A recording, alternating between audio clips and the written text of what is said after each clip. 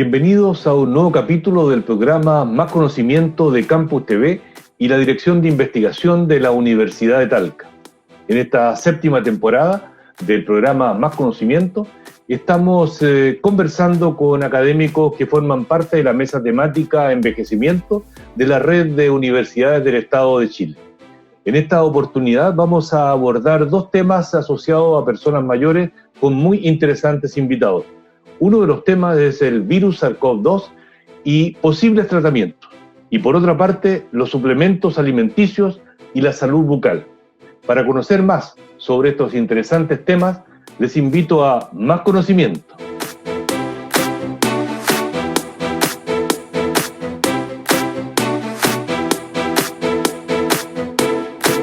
Estimados telespectadores, SARS-CoV-2, el virus que causa COVID-19, es un virus que ha causado muchas muertes en el mundo y en Chile. Para conocer más sobre este virus, vamos a conversar con el profesor Dr. Patricio Porchile de la Universidad de Atacama. Él es tecnólogo médico de profesión, doctor en ciencias biomédicas, especialidad o mención en microbiología e inmunología. Es académico de la Facultad de Ciencias Naturales de la Universidad de Atacama. Investiga aspectos moleculares de los microorganismos y el huésped que finalmente llevan a una enfermedad. Él tiene múltiples publicaciones y proyectos de investigación en los que ha participado. Patricio, gracias por aceptar la invitación de Campus TV, particularmente en el programa Más Conocimiento. Muchas gracias, doctor Iván. Encantado de poder participar en este programa. Muchas gracias. Patricio, a mí me gustaría, pensando en nuestros telespectadores, que no necesariamente saben de bacterias, de microorganismos en general, ni de virus, que me indicaras algunas diferencias entre una bacteria y un virus, en términos muy generales. Claro. Bueno, le agradezco la pregunta, porque generalmente, incluso hasta periodistas en algunas ocasiones, en alguna nota han decidido colocar, en vez de por ejemplo, la palabra bacteria, han usado la palabra parásito, o tienen problemas para referirse realmente a lo que se trata. Cuando estamos hablando de un virus, estamos hablando de una mezcla de partículas, estamos hablando de algo que no es vivo en estricto rigor, y que tiene que estar dentro de algo para poder existir, para poder tener lo que nosotros llamamos vida, tiene que estar reproduciéndose, haciendo metabolismo, tiene que estar dentro de alguien. En el caso particular de las bacterias, nosotros decimos que son células vivas, es decir, tienen la capacidad ellas mismas, sin ningún tipo de agente externo a ellas, de poder hacer metabolismo, de reproducirse, y son unas 300.000 veces más grandes que un virus. Un virus es una partícula bastante más pequeña que una bacteria, y ese virus, como le decía recién, es solamente una mezcla de partículas cuando está fuera de una célula, pero cuando ingresa a la célula, entonces se torna un agente que es capaz de replicarse y que es capaz de hacer destrucción celular y una serie de cosas que son lo que acaban produciendo la patología. Podríamos, creo que queda muy clarita en términos generales la estructura, las diferencias. ¿Podríamos poner un ejemplo de una enfermedad infecciosa causada por alguna bacteria y una enfermedad infecciosa causada por un virus que no tenga que ver con la pandemia actual, por favor? Múltiples patologías. Por ejemplo, una enfermedad infecciosa causada por un virus, que es un pariente cercano del actual, son los rinovirus, que son los que causan el resfrío común. Ya. El resfrío común es causado por virus, y por virus de ARN, que es igual que el COVID-19, que también es un virus de ARN, que el material genético es ARN y no ADN. Y ese virus, por ejemplo, el virus del resfrío, es fácil identificarlo porque si tú aumentas un poco la temperatura, lo matas. Basta con aumentar un poco la temperatura, tomar un poquitito de la famosa receta de la abuelita de la sopa caliente, ¿no? Yeah. Eso es suficiente para que ese virus se inactive y uno puede saber, mira, lo que había ahí era un rinovirus y no es un coronavirus, porque el rinovirus se inactiva automáticamente y deja molestar. Y de enfermedades por bacterias son muy famosas, por ejemplo, las infecciones por Escherichia coli, que producen gastroenteritis, infecciones urinarias. Existen múltiples estafilococos aureus que producen furúnculos, síndrome del shock tóxico, producen impétigo, que son unas lesiones en la piel, celulitis infecciosa, una serie de patologías. Hay unas bacterias que son las bacterias asesinas, que son capaces de destruir la piel y generar una destrucción del músculo, que se llaman Streptococcus pyogenes. Ya. Entonces, existen múltiples bacterias y múltiples microorganismos que tenemos. O sea, podemos, a propósito de lo último que mencionaba, existe un sinnúmero de bacterias distintas, un sinnúmero de virus distintos, y no hemos mencionado los parásitos, que son otro grupo, ¿verdad? Y ni Claro. los hongos también, que son otro grupo. ¿Ya? Así es. Existen Bien. múltiples. Hecho ya esta breve introducción a la microbiología, si me permite, tú como especialista dirás que no es introducción a la microbiología, pero para nuestros telespectadores creo que fue importante mencionarlo. Vamos ahora a propósito que tú mencionabas que los ribovirus tenían como material genético ARN, y hiciste el link con el virus de COVID-19, que es el SARS-CoV-2. ¿Podría mencionar, en este caso particular, un poquito más el detalle de la estructura de este virus en particular? Claro, se llama coronavirus, ¿no es cierto? Porque precisamente la estructura que tiene, cuando uno los mira desde afuera, es como que hubiera una corona, sus ápices que pasan por fuera de esa corona, y esos apéndices que uno ve desde afuera, que son la punta de la corona, son la proteína más importante que utiliza el virus para poder infectar nuestras células. Es decir, tiene que usar los cachitos de la corona, la puntita de la corona, para poder asociarse a receptores que se encuentran dentro de nuestras células, y donde hay dos receptores en particular. La estructura, nosotros hablamos que es un virus pleomórfico. ¿Qué quiere decir pleomórfico? Quiere decir que es un virus que no tiene una estructura definida en el espacio, que se puede adaptar, puede ser un poquito moldeable, ¿ya? Ya. Y tiene como cuatro... Dentro de ese pequeño ¿sí? tamaño que tiene, se puede mover un poco. O sea, el tamaño oscila entre los 150 a los 160 nanómetros, para hacer una idea, porque ese tema de los tamaños siempre, si esto va para todo el público, es complicado de ver, pero un pelo que lo divida en 330 veces, un pelo, y más o menos van a estar llegando al tamaño aproximado de lo que sería el virus. Y ya que estamos hablando de los tamaños, luego vemos otros detalles más moleculares, digamos, sin entrar en los detalles en realidad. A propósito de tamaño, ¿un microscopio de esos que usa un laboratorio clínico cualquiera puede ver un virus, o se requieren microscopios especiales? No, ya se requieren microscopios especiales. Los tamaños aproximados que estamos hablando acá, para dar una idea, la resolución del ojo, es decir, la capacidad de ver lo más pequeño que tiene el ojo, es un tamaño que son 100 micras. Eso es lo más pequeño que distingue el ojo humano. 100 micras, ya. 100 micras. Cualquier elemento que sea más pequeño que 100 micras no es distinguible al ojo humano, y se necesita ahí el microscopio. A eso le llamamos microbiología, aquello que está bajo las 100 micras. Ahí entra la microbiología, más pequeño que las 100 micras. ¿De acuerdo? Y los virus estamos hablando de una micra dividida 1000 veces, es decir, sería 1000 veces más pequeño que una micra. Ya. Los tamaños que se ven en el microscopio normalmente de bacterias son alrededor de 2 micras. Eso habría que dividirlo por 1000 veces, y ahí recién podríamos entrar al mundo de los virus. De los virus. Para eso serían estos microscopios que le llaman electrónicos, ¿no? Correcto, ahí habría que usar microscopio electrónico, que utilizan nuestra tecnología para ver, ¿no es cierto? Usan fotones que rebotan generalmente en metales, y ahí lo que rebota de los metales es lo que uno ve en el microscopio en un tipo de decodificador de esos rebotes, ¿no? Ya. Volvamos un poco a la estructura del virus. Tú decías que tenían esta envoltura y ahí existían estas proteínas, estas coronas que le permitían unirse a las células. Correcto. Y en el interior de esa, al nivel de los tamaños que ya explicaste, a nivel nanométrico ahí, ¿qué hay adentro ahí? Ya, lo que hay adentro es un material genético que va a ser el ARN, con una enzima particular que tienen los virus. Les explico. Nosotros en biología hay una cosa que se llama el dogma central, que dice que el sistema básico de flujo de información va de ADN a ARN, en un proceso que se llama transcripción, y luego de ARN a proteína en otro proceso que se llama traducción. Ese es como el flujo de información habitual que ocurre. Las enzimas nuestras son capaces de pasar el ADN a un mediador que transmite la misma información, que se llama el ARN, con una ARN polimerasa. Pero la ARN polimerasa que tenemos los seres humanos hacen ese trabajo, pasarlo de ADN a ARN. Los virus necesitan una ARN polimerasa distinta, que es capaz de copiar el propio ARN.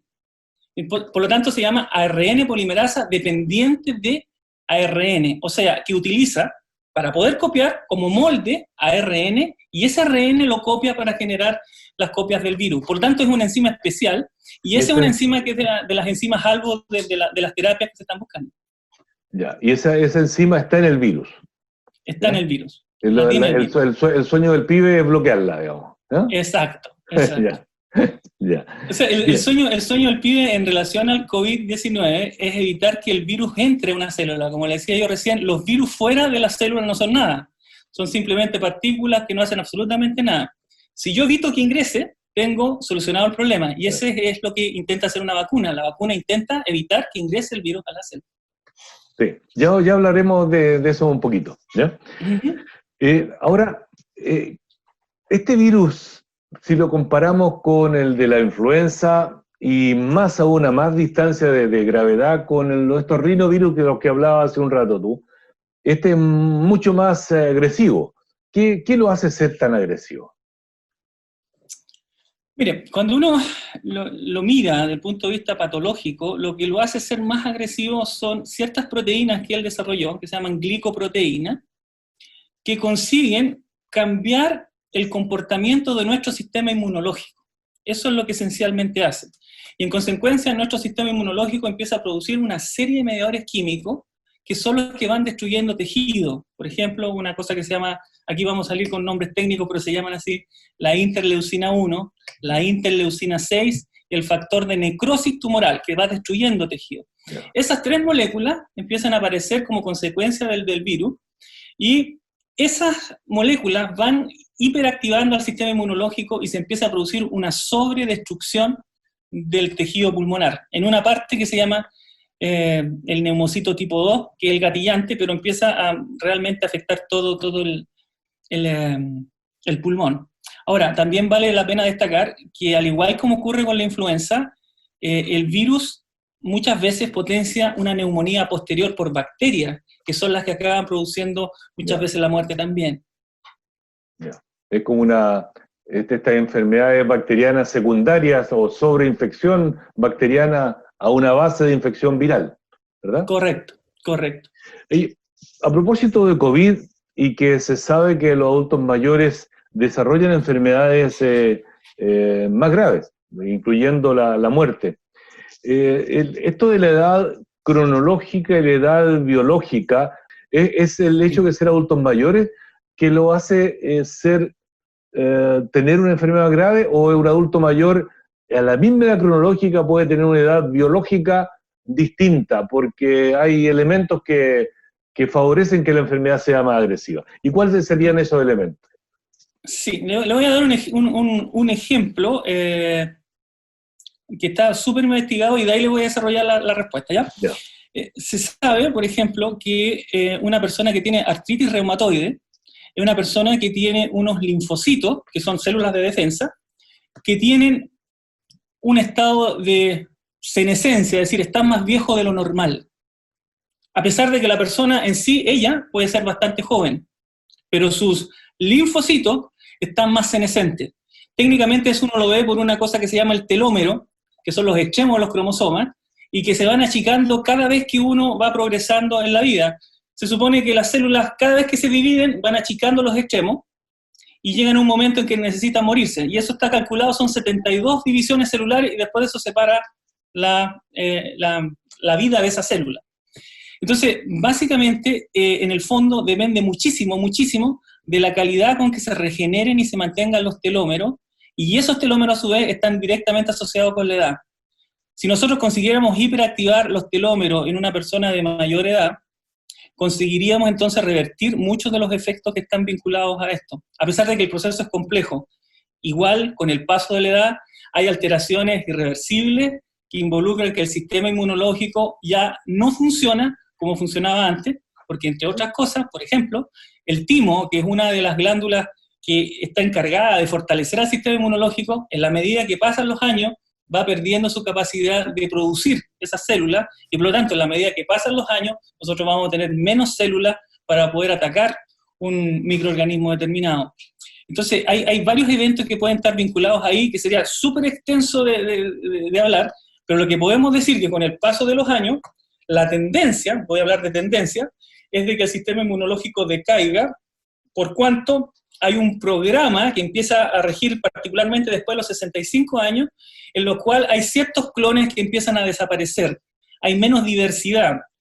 Uno lo que espera con el paso de los años es que uno tenga una diversidad de clones que ataquen distintos organismos que uno encontró durante la vida. Bueno, esa diversidad, por una razón que no se entiende bien, se pierde al pasar los 65 años, y entonces ahí parte la susceptibilidad de nuevo a microorganismos que eventualmente tuvimos cuando fuimos bebés o neonatos o niños.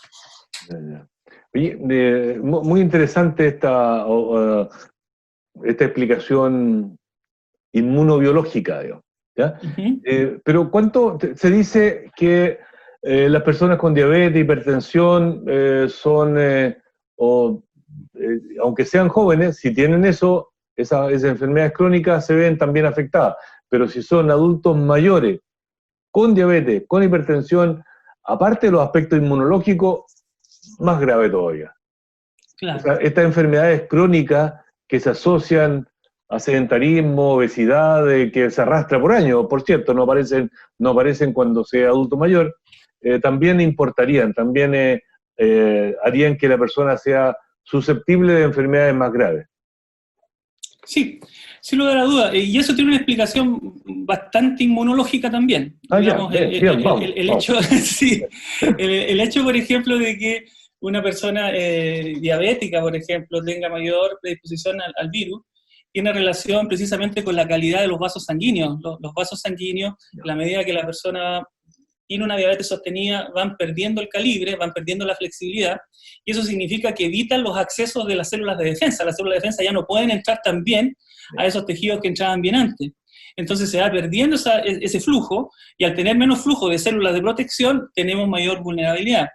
En el caso de los pacientes hipertensos, tiene mucha relación con una molécula que se hiperexpresa por el tratamiento, por ejemplo, con los sartanos, ese tipo de drogas antihipertensivas, que hay una relación, hay receptores, se llaman receptores de convertidores de la angiotensina 2. Yeah. Ese receptor es el receptor que técnicamente se bloquea con estas drogas, por ejemplo, los sartán, enalapril, ese tipo de cosas que son antihipertensivas. Yeah. Las células nuestras siempre tienden a compensar las cosas. Si yo le estoy bloqueando un receptor, ¿qué es lo que hace la célula nuestra? Aumenta los receptores.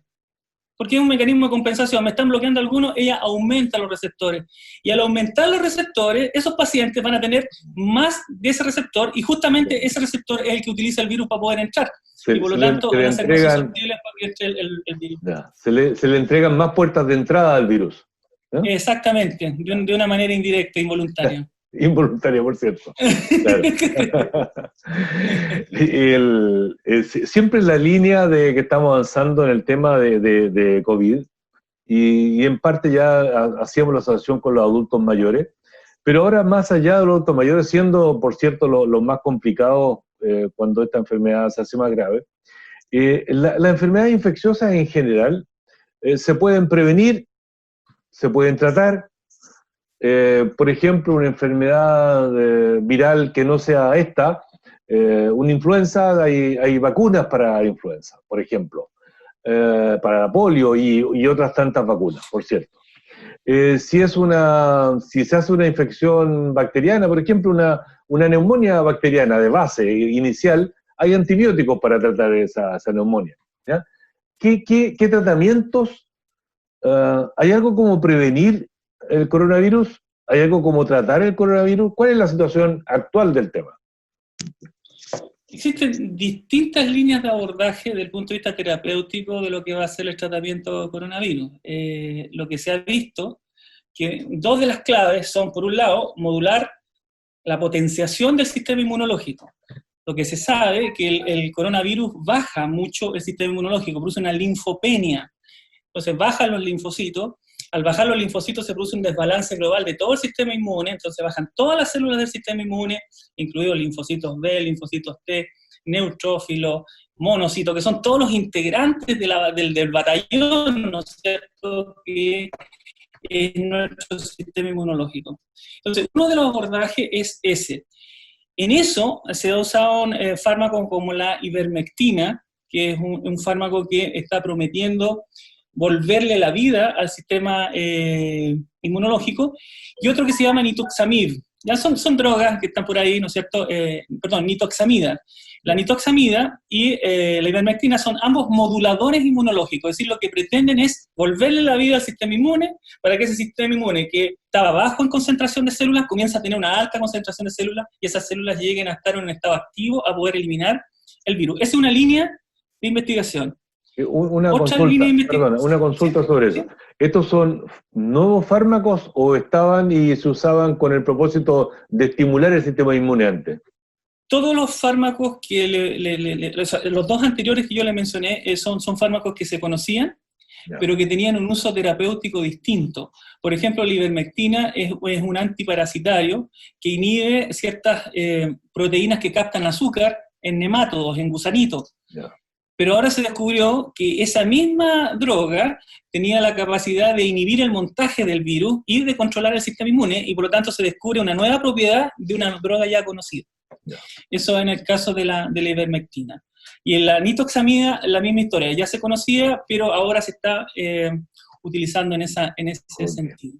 Okay. Como le mencionaba, habían otros niveles de acción también, no sé si pero hay otras más también. Que se pueden usar. No, por favor, desarrolla. Después te voy a preguntar algo sobre vacunas, pero por favor, respecto a esta etapa de tratamiento propiamente tal. Claro, entonces como le decía, uno de los abordajes es esto de controlar el sistema inmune, que serían las drogas que le mencioné recién. Hay otro abordaje que consiste en inhibir la enzima esa que le decía yo que tenían de distinto estos virus, ¿no es cierto?, que es la ARN polimerasa dependiente de ARN. Y en ese sentido se han utilizado algunos ensayos que están dando promisorios en una droga que se utilizó originalmente en el ébola, ya que se llama Remdesivir. Remdesivir. Y Remdesivir aparentemente muestra un buen efecto, por lo menos a nivel in vitro, de la inhibición de la tasa de replicación viral. ¿Ya?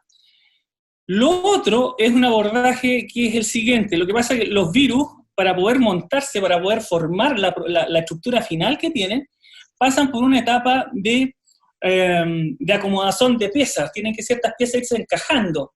¿Ya? Y esos encajadores se llaman proteasas. Hay unas proteasas que activan a que se forme realmente el virus. Y también existen drogas que están destinadas a inhibir esa etapa, que es el montaje del virus, ¿no es cierto?, inhibiendo las proteasas. Ahí también está el ritonavir y otros fármacos que están investigándose ahí. No lo quiero llenar de fármacos porque estaríamos toda la tarde, pero hay bastantes fármacos y lo que quería ejemplificar son niveles distintos de acción, es decir, o a nivel del control del sistema inmune, o a nivel de la replicación del material genético, o a nivel del montaje del virus, que se pueden ir controlando. El montaje ya de las proteínas, el montaje de las proteínas ya formada, digamos. Correcto, y el último nivel, que es el nivel que es el fármaco que más se comenta en la televisión, es el nivel de entrada del virus, ¿no? Es que el virus no ingrese a la célula. En ese sentido, ahí aparece la cloroquina y la hidroxicloroquina. ¿Ya? La cloroquina y la hidroxicloroquina son fármacos que alteran la glicosilación de ese receptor que recibe el virus. Y es como que nosotros le pusiéramos mugre al receptor, y en consecuencia el virus no consigue anclarse ni entrar. Y esa sería, ¿no es cierto?, la acción de la cloroquina, la hidroxicloroquina en el sentido del COVID-19. Y también tiene... Fármaco que ha sido usado en malaria y ha sido usado también en enfermedades autoinmunes, como el lupus, por ejemplo. Correcto. ¿Ya? Correcto. Bien, entonces están estos distintos abordajes. Pero ¿qué hay de lo que sería ideal, por cierto? Vacuna. ¿Ya? ¿Cómo se ha avanzado en eso y cuánto tiempo crees tú que se requerirá para más adelante poder contar con una vacuna? La verdad que se ha avanzado súper rápido en relación a lo que se avanza normalmente en la investigación de este tipo de agentes, ¿no? Ya en febrero se tenía la secuencia completa del COVID-19, se saben todos los albos terapéuticos. Uno de los albos es precisamente una de las proteínas que utiliza para entrar, que se llama la S1 o Spike, que es lo que le decía yo, la forma de corona. Yeah. Es como ir a bloquear una de las puntas de la corona y colocarle ahí una goma arriba de la corona para que no entre el asunto. Eso está totalmente avanzado y lo que todo el mundo sabe es que eso no va a pasar antes de un año. ¿Por qué? Porque se requieren hacer pruebas de demostración. Primero se hacen ratones, luego recién que se demuestran ratones se pasa a humanos. Hay ensayos que se están haciendo en este rato simultáneo en humanos y en ratones. No se está perdiendo el tiempo como en otras ocasiones que se pasa de ratón, después recién se pasa al humano. Sin embargo, hay que demostrar que no hayan efectos colaterales que sean más graves que la propia enfermedad, que ha sucedido en muchas ocasiones.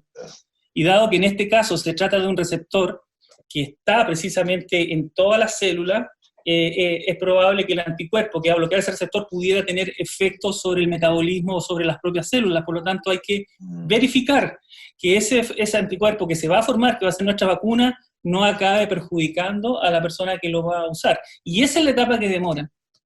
Y esa es la etapa que se espera que esté garantizada después de un año de estudio. No es que los científicos no quieran disponibilizarlo, sino que están en esa etapa. Sí, por cierto. No, y claramente, como dices tú, se ha comparado con otras vacunas de otros tiempos, se ha avanzado notablemente. Seguramente los laboratorios de hoy, los laboratorios especializados, por cierto, de hoy, comparado con los anteriores, tienen más recursos, nuevas tecnologías, los países correspondientes han entregado recursos directos, no vía concurso para esos laboratorios en particular, seguramente, ¿verdad? Porque claramente el mundo necesita esa vacuna, ¿ya?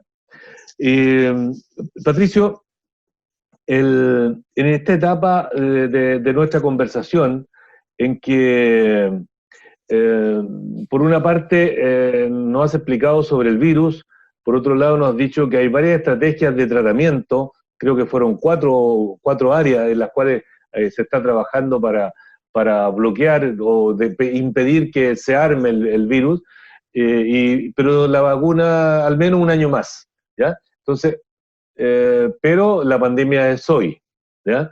Y tenemos que salir adelante. ¿Qué recomendarías tú en esta última pregunta? Yo te pediría que realices recomendaciones a los adultos mayores, a las personas que están con esos adultos mayores y a la población en general.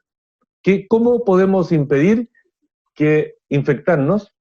Porque una vez que nos infectamos, algunos quedan, sí, asintomáticos, pero el adulto mayor tiene muchas probabilidades de agravarse. Sí, sin lugar a duda que es la pregunta, ¿no es cierto?, que es la pregunta más útil en esta pandemia que estamos viviendo y que tiene varias aristas posibles, ¿no? Evidentemente que las normas que todo el mundo ya conoce se tienen que mantener, ¿no es cierto? El famoso lavado de manos, conforme ha sido dado mediáticamente por todos lados, eso sí o sí se tiene que mantener. Pero lo que se debe hacer, o lo que uno puede contribuir desde el punto de vista del área de uno, que es la inmunología, es hacer recomendaciones nutricionales y prácticas que están demostradas que pueden tener eficacia en esto, ¿ya? La primera de ellas, que vale tanto para adultos mayores como para más jóvenes, es ojalá poder mover el cuerpo. Ojalá poder mover el cuerpo. Es importante mover el cuerpo. En la medida que nosotros movemos el cuerpo y hacer una actividad aeróbica simple, se sabe que nosotros empezamos a producir mediadores químicos protectores, que son precisamente los que baja el virus, que se llaman los interferones. Los interferones son moléculas que bloquean la replicación de los virus. Por lo tanto, en la medida que nosotros hacemos un poquito de ejercicio, vamos a tener un nivel de interferón un poquito más alto de lo normal. En consecuencia, si ingresa un virus, vamos a tener un cierto nivel de protección. En esto, desafortunadamente, no tenemos garantías. No podemos decir que si hacemos esto, estamos absolutamente, ¿no es cierto?, protegidos. Sin embargo, sí sabemos que vamos a tener unas mejores condiciones de poder enfrentar si es que llegara a ingresar el virus.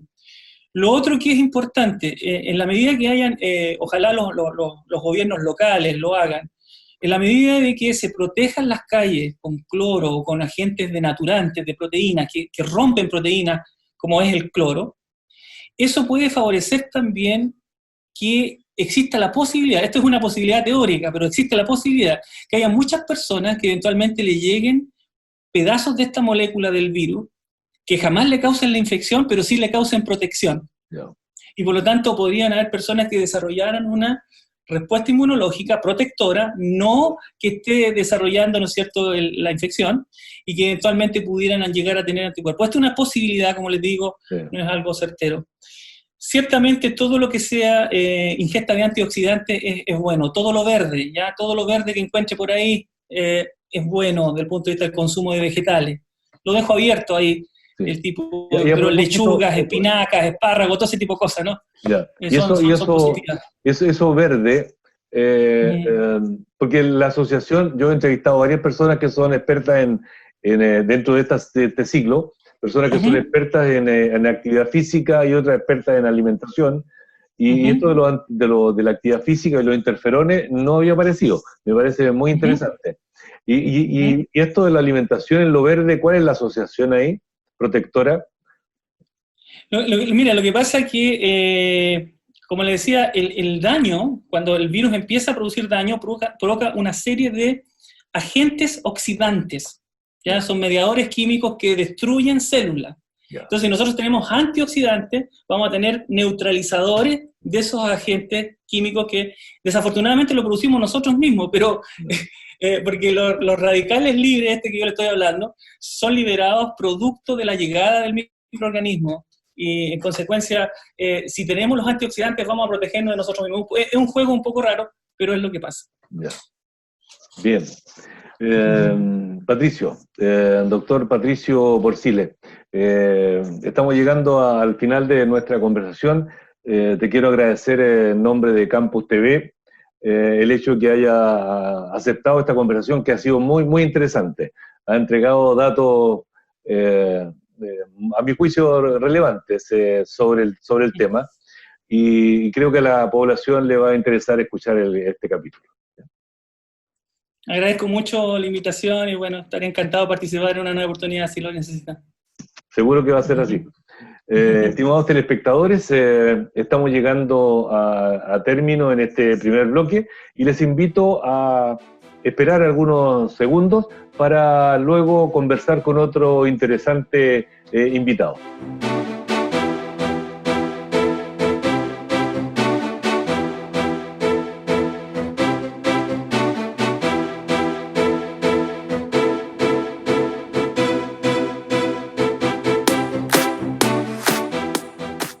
Estimados telespectadores, la salud bucal, las caries, la pérdida de piezas dentarias para los adultos mayores es una preocupación.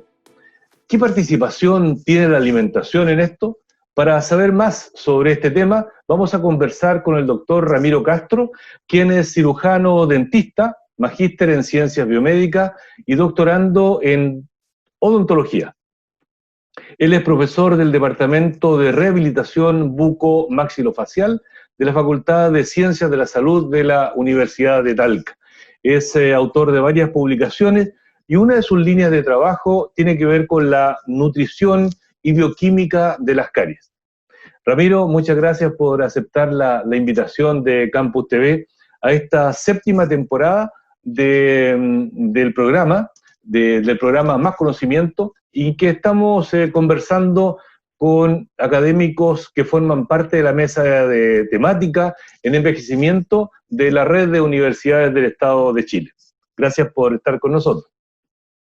No, muchas gracias a usted, profesor, por la invitación. Siempre un gusto de participar, mostrar lo que hacemos nosotros y nada, y compartir sobre la ciencia y nuestros resultados de experimentación. Un gusto. Ya, gracias. Ramiro, ¿por qué pasa a ser como necesario cuidar la alimentación y el estado nutricional en los adultos mayores?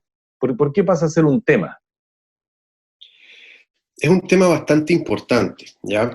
Hay que tener claro de que en los adultos mayores, un adecuado estado nutricional es un factor clave para una buena salud y bienestar general, ¿ya? Por el contrario, un estado de malnutrición o un mal estado nutricional podría incluso acelerar un proceso de deterioro físico y mental característico del proceso de envejecimiento, ¿ya? Ahora, dentro del proceso, ya dentro del envejecimiento, el estado de malnutrición se ha convertido en el trastorno nutricional más prevalente entre los adultos mayores.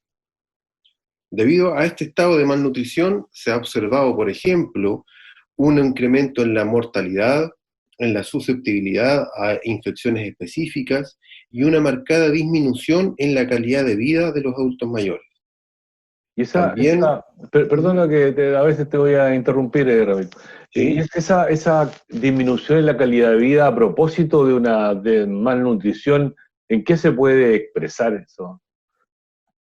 Hay muchas condiciones sistémicas, muchas alteraciones que podrían asociarse a este estado de malnutrición, como por ejemplo una marcada sarcopenia, un Ya. estado de fragilidad, después de la fragilidad, dependencia, demencia, trastornos del sueño, aumento en el riesgo de caídas también, incluso mayor riesgo de hospitalización.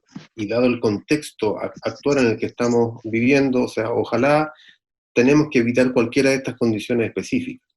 Ya. Ahora, también es importante notar de que la Organización Mundial de la Salud describe la malnutrición como dos grupos de afecciones, ¿ya? Yo podría tener un estado de desnutrición Ya. o malnutrición por déficit de nutrientes, pero a su vez podría tener una malnutrición por exceso de nutrientes en este caso, que me podrían llevar a sobrepeso u obesidad. Y a propósito de eso, ¿sabes tú si hay algún antecedente, alguna encuesta de los últimos años, si hay más desnutrición o más sobrepeso dentro de los adultos mayores, sobre 60 años? Sí, sobre 60 años ha aumentado mucho la condición de malnutrición por exceso. Allá. Afortunadamente, ya no hay mucha desnutrición. Los cuadros de desnutrición o de malnutrición por déficit generalmente se empiezan a ver en adultos mayores de 85 años y más. Pero el sobrepeso, ¿ya? Y la obesidad ha sido una condición bastante prevalente en los adultos y sobre todo en los adultos mayores. Ya se están viendo muy altas tasas de obesidad en esta población. Este sobrepeso, obesidad en los adultos y ya entrando a los adultos mayores, no de cuarta edad, digamos, ¿se asocia a alguna o algunas patologías que puedan tener otras complicaciones adicionales? ¿O no? Claro, o sea, principalmente el sobrepeso está muy asociado con afecciones coronarias y con enfermedades como la diabetes, por ejemplo, y el mal control que los pacientes por lo general tienen de esta enfermedad, lo cual conlleva una serie de trastornos en el organismo que principalmente se podrían evitar y controlar principalmente al inicio de estos cuadros con una adecuada nutrición. Y a propósito de que estamos hablando de alimentación, y a alguien a lo mejor le puede parecer raro que con un odontólogo esté hablando de alimentación, pero la verdad es que no es raro, ¿ya? A mí no me parece raro. Así que, pero sí te voy a llevar a la cavidad donde habitualmente ustedes trabajan, digamos, ¿ya? Pero que yo, conociendo, aparte de ti como odontólogo, otro odontólogo, siempre me han hecho ver, al menos en los últimos años, que la odontología es parte también de lo sistémico, o sea, hay una alta relaciones entre lo que ocurre en la cavidad oral y en el resto del organismo, con otras patologías. Y en ese contexto me gustaría, Ramiro, que me hiciera alguna relación entre la alimentación y la cavidad y la salud bucal. Uh-huh. Es un factor súper importante, ¿ya? Yo creo que es innegable conversar de la salud bucal y llevarlo al campo de la caries dental, ¿ya? Ya. La caries dental por mucho tiempo se pensó que era una enfermedad infecto-contagiosa, una enfermedad causada por una bacteria en específico que era el Streptococcus mutans, ¿ya? Pero hoy por hoy, gracias a mucha investigación, a muchos esfuerzos en distintas partes del mundo, sabemos que esto no es así, ¿ya? Todos tenemos bacterias en la boca. Y dentro de las bacterias que tenemos en la boca, todos tenemos bacterias que son capaces de producir caries.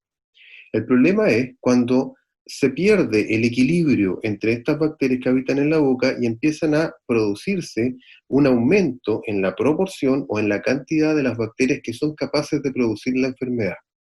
Y ese aumento, ese desequilibrio se debe exclusivamente al aumento de aporte de azúcar en la dieta, ¿ya? Parece una ecuación súper fácil de controlar, pero no es tan fácil, porque si nosotros analizamos los contenidos de azúcares en Sí. general de nuestra dieta es bastante alto, Ya. ¿ya? Entonces, desde ese punto de vista, el control de la enfermedad es bastante difícil. Y la caries se ha convertido hoy por hoy en la principal causa de pérdida de dientes en nuestra población. Los indicadores demuestran de que la población ya retiene más dientes, eso es verdad. El problema es que esos dientes muchas veces están tan afectados por caries o por restauraciones o tapaduras producto de estas lesiones de caries que muchas veces esos dientes no están funcionales. Entonces es casi como sí, tengo más dientes, pero no me funcionan. Por lo tanto, es casi como si no los tuviera. Hasta donde yo por allí he escuchado, no sé si se dice la carie o las caries, voy a hacer las caries, voy a decirlo, pero es una patología muy prevalente en la población, al menos chilena, ¿ya? Aparentemente, como que nadie se salva de que no tenga al menos una caries. ¿Qué hay de eso? Hay un alto porcentaje de la enfermedad es caries, ¿ya? Y las lesiones, en el fondo, son las cavidades o los hoyitos que se presentan en los dientes, ¿ya? Okay. Ahora, las lesiones de caries afectan a todo grupo etario y desde muy pequeña edad los niños empiezan a tener lesiones de caries en su boca. Y esto obviamente se va acumulando, el daño se acumula y tenemos algunos marcadores epidemiológicos como el COPD, que cuantifica los dientes. Disculpa, ¿qué significa eso? Eso, ¿Sí? cuantifica los dientes que están cariados, obturados o perdidos por caries. Es como un indicador epidemiológico súper básico, ¿ya? Pero en el fondo permite contrastar las realidades en distintos países y esos indicadores son bastante altos. Un estudio realizado por Rodrigo Yacaman acá en el año 2011, el EPIMAULE, fue un estudio epidemiológico para evaluar la salud bucal de la población de la salud, muestra que en el rango etario de nuestro interés, o sea, en los adultos mayores, el COPD, ¿ya? O sea, los dientes afectados por caries en términos de historia, ronda alrededor de 24 a 25 dientes afectados por caries en la boca. ¿De los 32, si no me equivoco, que son? De los 32, exacto. Ya me lo estoy aprendiendo. Entonces, eso, si sacamos de cuenta que tenemos 32 dientes, y de esos 32, 24 han sido afectados, o algunos de ellos los he perdido a causa de caries, vemos que el impacto es grosero. ¿Ya? Ya. Te voy a llevar a otro tema, complementario, pero es un tanto distinto. Y sé que tú has trabajado en este tema. ¿Qué tiene que ver con los suplementos alimenticios en los adultos mayores? ¿Ya? Primero definamos qué son los suplementos alimenticios, así como para entrar en el tema. Un suplemento alimenticio son todos estos productos, generalmente como base de producto lácteo, ¿ya? Instantáneo, que los individuos de diferentes rango etario, en este caso en los adultos mayores, pueden consumir para suplementar su dieta, ¿ya? Y eso es súper importante porque conceptualmente es un suplemento. No significa de que yo deje de comer o, basando mi dieta en estos suplementos, voy a tener una mejoría en términos de mi condición nutricional. ¿Ya? La formulación en general es muy parecida entre ellos, ¿ya? Ahora, hay específicos y no específicos. Los no específicos... ¿Cómo es eso de los... O sea, entiendo el concepto, pero ¿cuáles serían específicos para qué? ¿Para alguna molécula en particular que se quiere hacer aumentar la cantidad en el cuerpo? Claro, parecido. Por ejemplo, en algunos pacientes donde necesito un shock de proteína, hay unos suplementos alimenticios en base a proteína, que entregan un aporte principalmente proteico. Los no especializados o no específicos es en general un aporte nutricional más o menos estable entre los diferentes nutrientes, macro y micronutrientes. Interesante ahí, cuando tú dices macronutrientes, micronutrientes, nombra un ejemplo de cada uno de estos grupos, por favor. Por ejemplo, macronutrientes, proteína, ¿ya? Lípidos. Micronutrientes podría ser, no sé, el calcio, el yodo, el zinc, vitamina. Las vitaminas entran en ese grupo de los micro también, ¿verdad? Exacto. Ya. Oye, y a tu juicio, las personas mayores deberían recibir suplemento alimenticio o va a depender de algún elemento, de alguna condición? Es muy buena la pregunta porque, a ver, ¿sería necesario consumir algún alimento? La respuesta que yo daría sería ojalá no. Ojalá no, porque nuestra dieta, si tenemos una dieta saludable y balanceada, ¿ya? Que incluya los diferentes grupos de nutrientes, no debería requerir de una suplementación. Ahora, hay que tener en contexto sí, de que durante el proceso de envejecimiento, el requerimiento calórico baja, ¿ya? Generalmente disminuye a medida que aumenta la edad, debido a una disminución en la tasa metabólica. Además, hay una pérdida de interés muchas veces por la comida, lo que algunos autores han relacionado a alteraciones sensoriales propias de la edad. Se altera el gusto, se altera el sabor, se altera la capacidad de detectar diferentes temperaturas del alimento en la boca. La sensación de hambre también se reduce y se alcanza una sensación de saciedad mucho más rápido. Y adicionalmente, Perdona, ¿eso ¿sí? estaría ocurriendo con el uso de suplementos? No, en general, por el proceso de Por el envejecimiento, proceso de envejecimiento. claro, se asocia a que yo voy a necesitar menos calorías diarias, ¿ya? Voy a tener, por lo general, ¿ya? Una falta de apetito, una falta de interés por la comida, y también voy a alcanzar saciedad, o sea, voy a estar como satisfecho mucho antes, voy a comer más poco, ¿ya? Y lo otro también es que entre los adultos mayores también, si nos fijamos en estudios hechos en relaciones a encuestas de dieta, nos damos cuenta de que la dieta de los adultos mayores en general contiene alta cantidad de carbohidratos, alimentos de consistencia más bien blanda, ¿ya? Alimentos muchas veces sobrecocinados, sobreprocesados, que tienen muy bajo aporte nutricio. Entonces, desde ese punto de vista, muchas veces los suplementos alimenticios, como una maniobra de tratar a la población, se dejan así como a libre venta y se indican a pasto, pero no debería ser tan así. Ya. Estos suplementos alimenticios, hasta donde yo entiendo, existen y que se pueden encontrar en los lugares tipo supermercados, en farmacias, y también hay un tipo de suplemento que entregan en los CEFAM, en los consultorios. Uh-huh. ¿Es así o no? Sí, en el gobierno de Chile, al inicio del año 2000, a fines del 99, empezó con un programa de alimentación complementaria del adulto mayor, porque hacia ese tiempo, en esos años, había mucha tasa de malnutrición por déficit, o sea, había mucha desnutrición. Yeah. Entonces se tenía que implementar este programa para apoyar la alimentación de los adultos mayores que estaban afectados por esta condición, y en los CEFAM, en los consultorios en el fondo, para todos aquellos adultos mayores que estaban adscritos a algún control regular por parte de los médicos que sí, constantemente estaban en tratamiento dentro del CEFAM, ellos pueden hacer el retiro hasta el día de hoy, ¿ya?, de forma gratuita, de un paquete de leche y un paquete de sopa, en el fondo, para suplementar la dieta. Es la leche y la sopa Años Dorados. Así le llaman. Ya. Así se llama. También durante un tiempo estuvo disponible a la venta. Ahora me parece que ya no está en el mercado para la venta, solamente para distribución. Ya.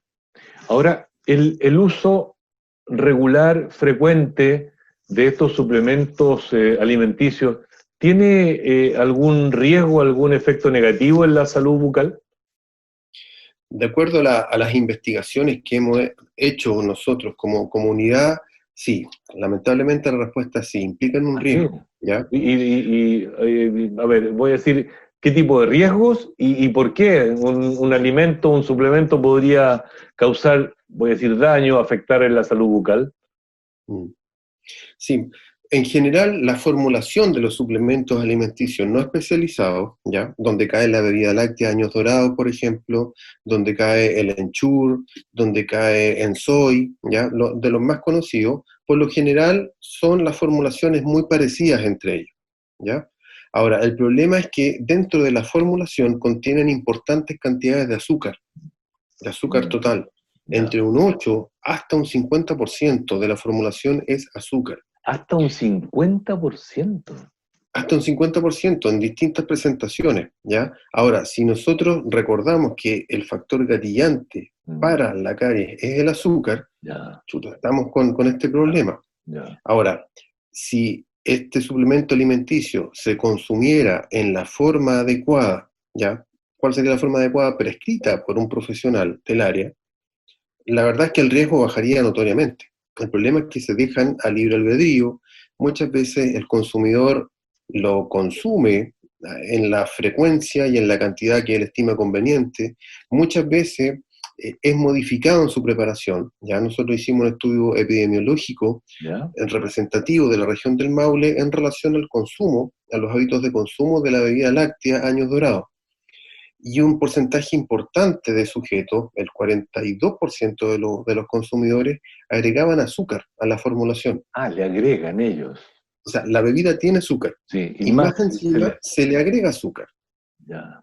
Entonces, estamos hablando de que si no se es responsable en la distribución y en la indicación de consumo, vamos a tener un mayor riesgo de caries en este caso. Nosotros también con un estudio epidemiológico demostramos que los sujetos que regularmente consumen el alimento, la bebida láctea en este caso, ya tienen un mayor número de superficies dentarias afectadas por caries y un mayor índice de caries radicular, un mayor número de caries radiculares, así como en simple.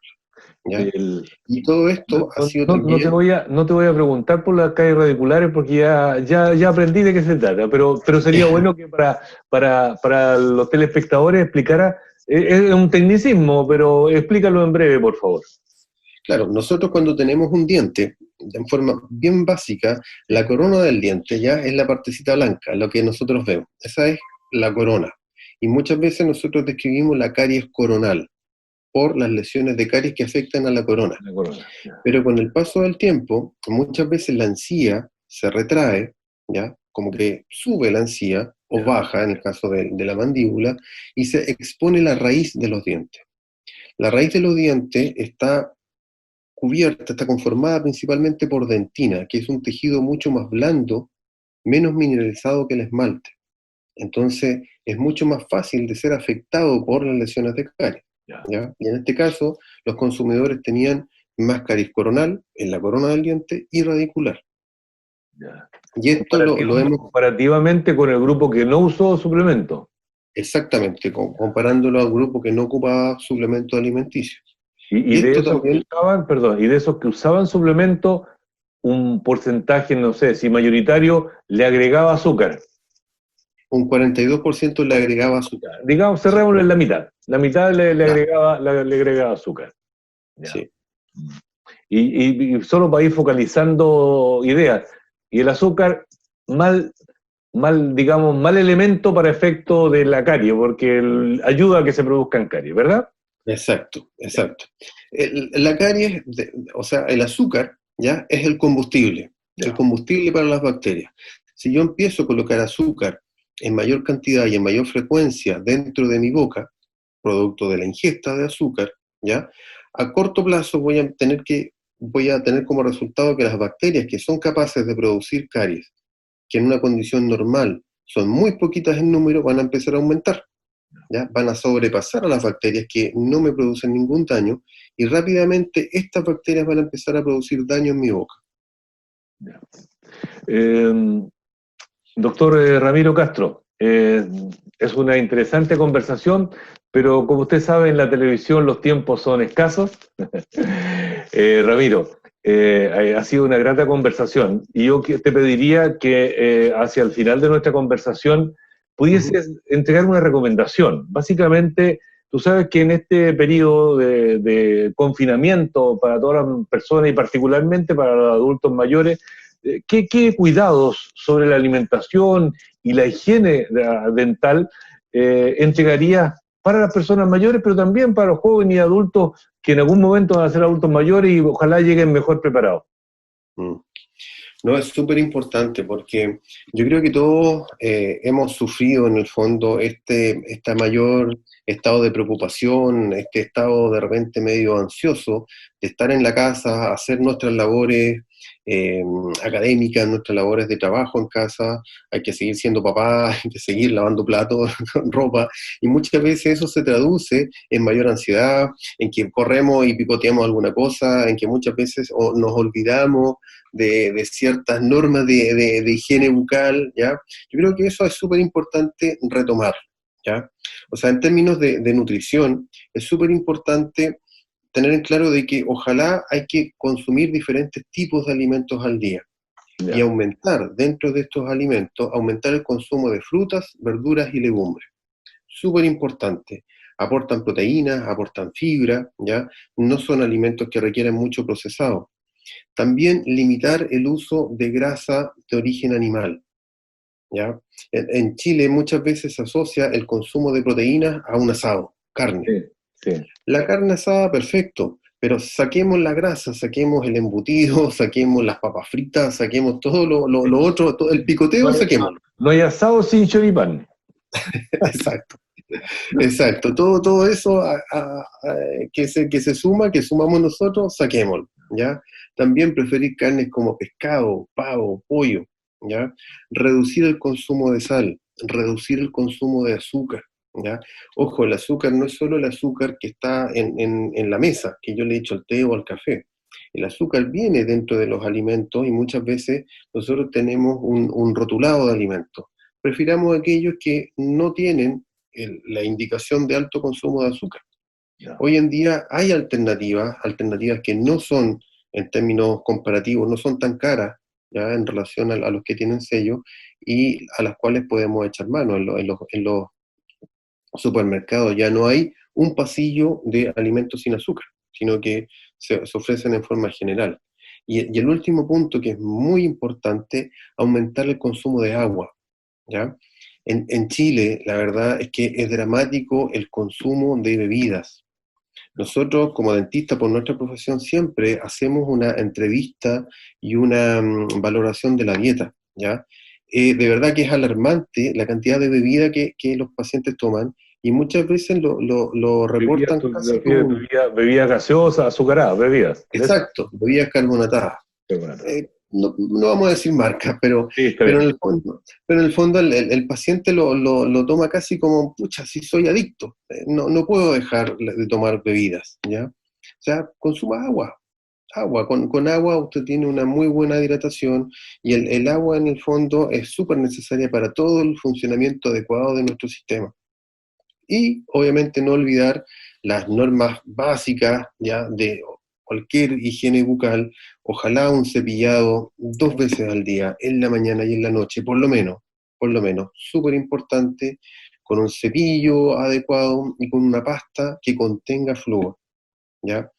Se ha demostrado de múltiples formas que la pasta de una pasta tradicional, que el flúor, perdón, de una pasta tradicional entre 1000 a 1500 partes por millón es absolutamente seguro, ¿ya? En la cantidad que yo coloco al cepillo es seguro y no deberíamos preferir una pasta sin flúor. Entonces, un cepillado 2 veces al día con una pasta con 1000 a 1500 partes por millón y cuando podamos salir, visitar a su dentista para que tenga un control adecuado y evalúe su estado de salud bucal.